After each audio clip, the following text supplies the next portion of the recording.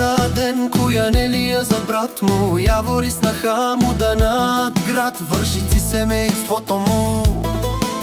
Във Вършец тихо се носи слух за дом направен с труд и дух.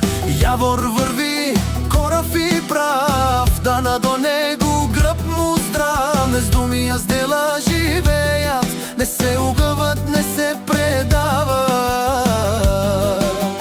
Минали буря, минали глад, но запазили дом и порядък. Това е семейство, не просто кръв. Това е сила, това е път. Давид, Калоян продължават напред,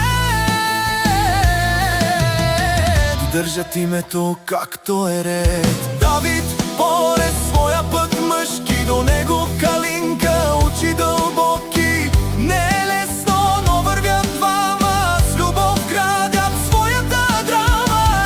Калоян още млад, но корав, учи се бързо, става здрав. Гледа баща си как се държи и знае вече как се гради. Това е семейство, не просто кръв. Това е сила, това е път. Явор и Дана основа стоя. Заради тях всички вървят.